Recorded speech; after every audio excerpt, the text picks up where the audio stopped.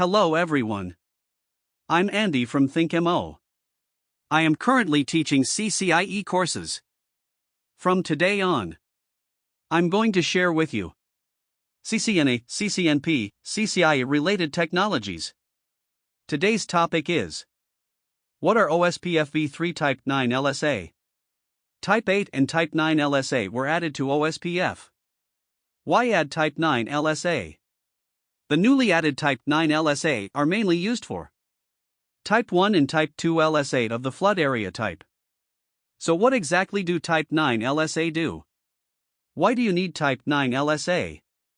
One thing to note is that Type 2 LSA in OSPFv2, it is used to carry topology information and routing information. And in OSPFv3, Type 1 and Type 2 LSA do not carry routing information. Only topology information is carried. Therefore, it is necessary to have an LSA to carry it. So we added classes 8 and 9. Of course, Type 8 LSA flood only on links.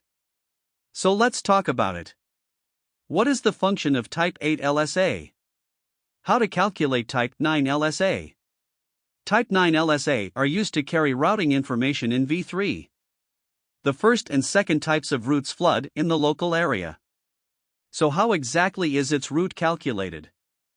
Let's look at the first thing it does. Other router channels on the link. The local link address serves as their next hop address. Let's say I have R1, R2, and R3 over here. R1 tells R2 to get to some of the IPv6 prefixes that I have here. I need access to some of my target networks. So this could be my next jump. Same thing with 2 and 3. The second is like other router announcements on link. All IPv6 prefixes on the local link.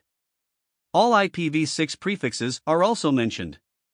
If multiple IPv6 addresses are configured on an interface, they use it as a route. That's the leaf. And then announce it. The third is on the broadcast network and NBMA network. Provides the value of option for DR. I'll tell you more about that later.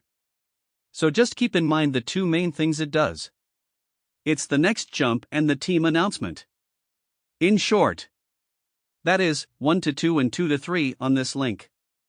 We have to remember that the next hop is the most critical function.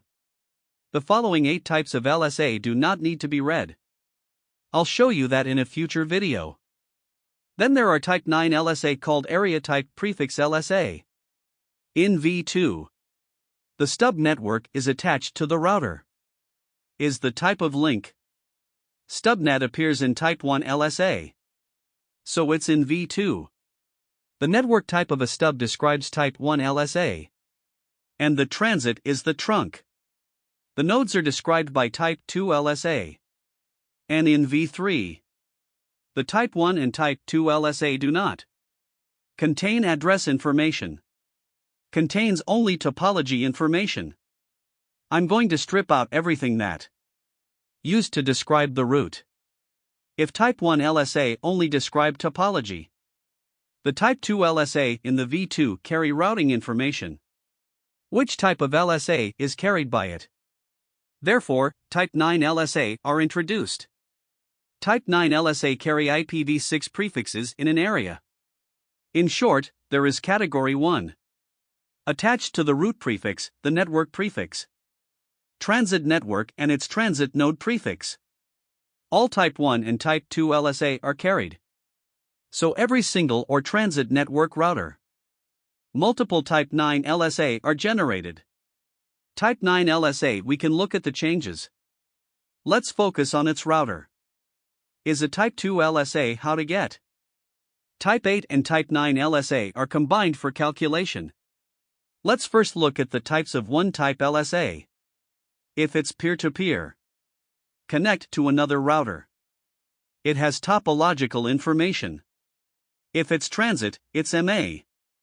Structural address of the DR. Similar to OSPFv2. However, Type 2 LSA are generated by DR. Go to the area for flooding. Describes all routers in DR. And full relationship on the link. We're talking about V2 versus V3. So how exactly is the route calculated? Take a look at this picture. There are many types of LSA such as 1, 2, 8, and 9. Type 2 LSA describe who I am next to. Number of SPF builds. The number of SPF was covered in the previous video. How is the tree trunk constructed? How to construct the whole network topology.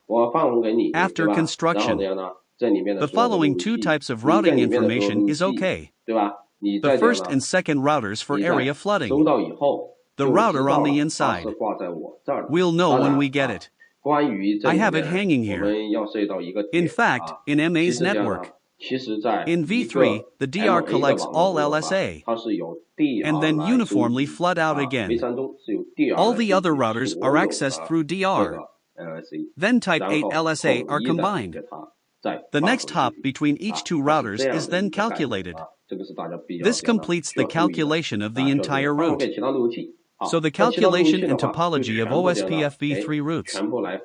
It mainly depends on type 1, type 2, type 8, and type 9 LSA. Each of these LSA has its own function. The most important function of type 8 LSA is to provide the next hop. The link local address provides the next hop. Type 9 LSA mainly carry the information of the first and second type of internal LSA. The type 1 and type 2 LSA are mainly used to describe topology information. In this way, OSPF routes are calculated. That's it for today. If there are any other skills you'd like to learn, feel free to leave a message or send me a private message. If you're interested in what I'm talking about, hope to like and subscribe more. Thank you. See you next time.